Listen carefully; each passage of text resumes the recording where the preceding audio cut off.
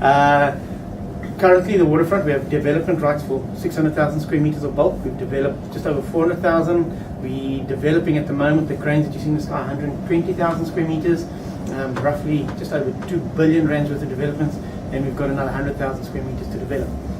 Might ride around the waterfront and see where's this place. It is definitely there, and we have some rights to reclaim over the sea. Not to Robben Island. The sea is too rough out there, otherwise we'd go. No, we wouldn't. Just we've got certain rights that was with Transnet that when it was bought over by the other shareholders that we can go. But clearly we'll develop the land first before we go into the sea because it's expensive to reclaim. Also, this sea is not as calm as in Dubai.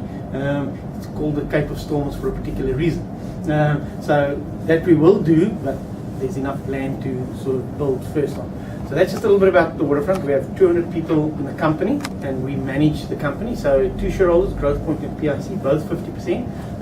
But all the staff are in a waterfront management holdings company that then manages the property as well. So the assets and the company are one. It's not a separate management company and not a separate company for the assets. I'm assuming the value of the waterfront is roughly around sort of 14 billion at the moment. So those of you that are interested in valuation, give you sort of the indication. But previously it was sold by Transnet into the international shareholders at about 7.5 billion, and then to the new shareholders a couple of years ago at about 12.5 billion. And then clearly we've done some developments after that. In terms of the waterfront, it's broken up. We've got hotels. I think it's about 10 hotels, different 5-star, 3-star, 4-star, a range, together with retail, as you can see.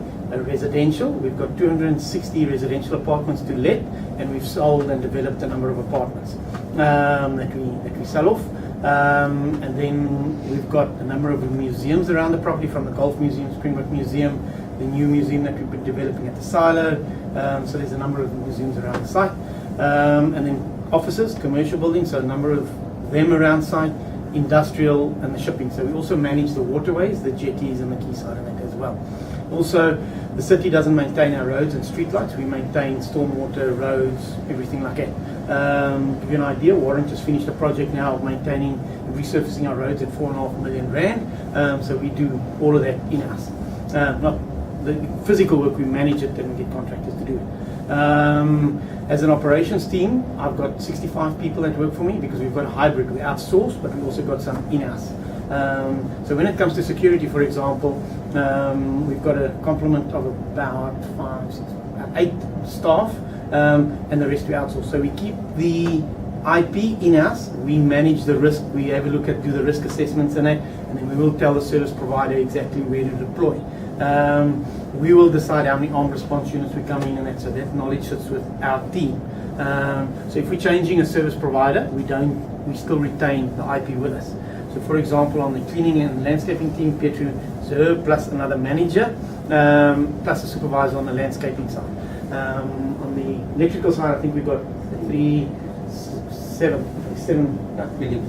Yeah, so you'll see we separated because there's, because of the size of the property and the response, we operate 24/7. We don't close our doors.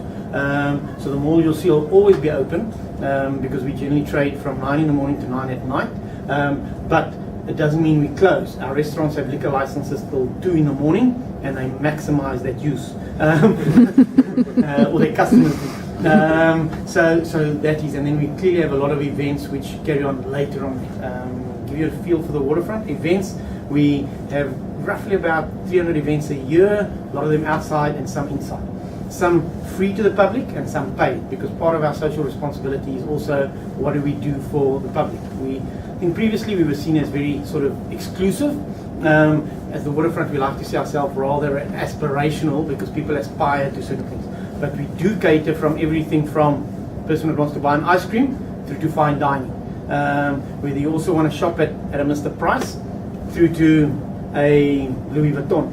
Now, you'll also note we don't have a Mr. Price, we have a Mr. P. And the reason is we want to differentiate ourselves. We want the retailers to come with something different, because if it's the same old, then we may as well not be what we are. So we want to be something different. We also cater for the market segment across. So whether it's the sort of upmarket shopper or sort of affordable, that we've got across. So you have tenant mix, like I say, from Cotton On to Mr. Price to H&M, through to Country Road at Woolies, through to Woolies, through whatever. So the whole range is there, and we believe we can cater for that. So yeah, whether it's not paid entry anywhere, so if you want to come and buy an ice cream and just walk along the quayside and enjoy the waterfront, you can do it. So yeah, so that's just a little bit about the waterfront. Also, in terms of that, we take our social responsibility side very seriously. Social development, you'll see in the food market and the craft market that we've got there. We've got about 200 small traders. Now, if you look at the economy in South Africa, it's if we want to grow employment in this country, we've got to focus on the small business. There we've got 200 small businesses, and if you look at the employment, if each small business just has 3 people working for them, already we're sitting at 600 people we're creating jobs for. So that's important for us. And then you look at the direct staff, 19,000 people working the waterfront every single day. That's waterfront, that's our tenants, that's the cleaning and security and everything. So that's people that we've got to get in, park and things like that. We have about 8,000 parking bays here. We park about 5.5 million vehicles in the waterfront every year. And then we have about 24 million visitors every year. It ranges from probably about 350,000 people a week in June, which is our low, through to about 750,000 people in December per week. So 3 million in December people per month, about 1.6, 1.7 million in June. Quick question on that. How do you compute those figures? Sorry? How do you compute those figures? We've got people that stand there and count 1, 2, 3, now we we've actually in the mall got food counters. As we go, I'll show you. And then across the 2 bridges, we've got counters that count going across the bridge, and in Watershed there. So the previous technology that we used, or the older technology, was the food counters on the floor. We now use cameras to count as well, which we then can install higher, and you can get a wider spread. Accuracy is probably about 96%. We also compare that to the vehicles, so we know how many vehicles, so we can roughly say how many people per vehicle plus public transport, so we can gauge whether our numbers are realistic or not. Do those cameras double up as security as well? Sorry? Do those cameras double up as security? Oh yes. Okay, so also from a sustainability point of view, that's a huge focus of ours. So you was talking earlier about international. Our vision for the waterfront is to be the best waterfront in the world.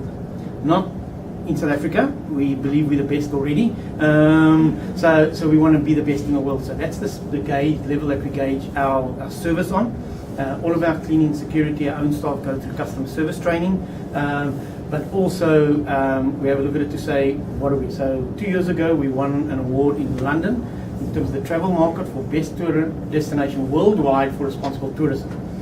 Last year in Dallas we came second in another sort of competition in terms of the world travel market for tourism in Dallas. So that's the sort of market that we play in. And we believe we have compared ourselves to other waterfronts, whether it be Stockholm, Oslo, Sydney, Baltimore. We know what we are, and we know where we can prove. We know there's a lot of work still to be done. So as much as what we might think we're good, there's a lot of work still to be done. So, but in terms of sustainability, big focus. We recycle about 50% of our waste at the moment, just under 50. That's about 2,500 tons of waste a year. From an electricity point of view, we've based on our baseline of 2008, which is when we started a lot of our initiatives, we've saved about 27% of electricity. To give you an indication, we would have paid the city just under 11 million rand extra on electricity last year had we not done that. So sustainability, big for us. We do use the seawater also for cooling. So the entire silo precinct that you've seen developed, we've got no cooling towers on the buildings anymore. That's just using the seawater for cooling. We do still use chillers to do some of the cooling, but definitely the seawater more and more. And then landscaping, all of our landscaping is indigenous, other than some of the plants like the palm trees are exotics, but alien species we've removed. And then, so there's a big focus across the precinct on sustainability and what we do. So we have a sustainability committee within the company, and every single department in the company is represented on that committee, and that's compulsory. So whether you're legal, whether you're HR, whether you sort of marketing or operations, you will have a member on that committee. So that's more or less sort of a little bit about the waterfront and how we run it. So I don't know, before we go out, if there's any questions at this stage. big focus on your residential now development, isn't there? I mean, you obviously wanting to, it's also very profitable as well. I think depending on, look, clearly our residential is, depending if we're selling it, is quite profitable because at the level that we sell it at, it is quite good income, but we've got to use that to fund others. So if you look at the silo precinct, out of the 6 buildings over there, there's 2 residential buildings and the others are office or hotel or the museum. So it's not just residential, but it does help to fund some of the other projects. We've also, you'll see the marina residential, previously we had like a gated community. We have said future residential will not be gated. It'll have clearly its own controlled access, but not gated communities anymore. It will be part of the water. But we have residential 262 let, and that varies from studio apartments, 1 and 2 bedroom. And that's working quite well for us as well. It also helps sustain the waterfront the commercial and retail side as well. Oh yes, without a doubt. Yeah, because we get people living here and everything, so it's a whole sort of cycle. So we have about 1,500 people staying in the waterfront every single night if you look at our hotels and residential. Any other questions? Anything on this? What we will do is, as we go through, we'll take you through substation generators so we can show you the size of some of this and explain to you how it works, and then you can also get a feel for what's happening. So if there's anything that you want to ask, whether it be operations or other, as we walk around, please feel free. I think the group is small enough so we can do that. We were expecting closer to like 30 people, but hopefully we can go and tell other people what they've missed. Okay. So let's go out and we'll just go around a tour and we'll start off at maybe the security control room is small. In the security control room, I'll ask you please just be quiet. Also, just because we've got operators that are watching there, also no photos in the control room. And when you're up there, you'll see why. But it's we've got, from a security point of view, just over 1,000 cameras in the waterfront. Control room is manned 24/7 by between 7 and 8 operators. We have 2 people manning our radios and telephones at all time, so we can pretty much watch you wherever you go in the waterfront. And that we like to do that to see how many bags you carry from the shop. So we'll stop you to say you only got 1 bag, but as long as it's a small bag with a diamond ring or something. So yeah, and then we'll go through the waste and then we'll take you down into the basement and show you something. So, okay.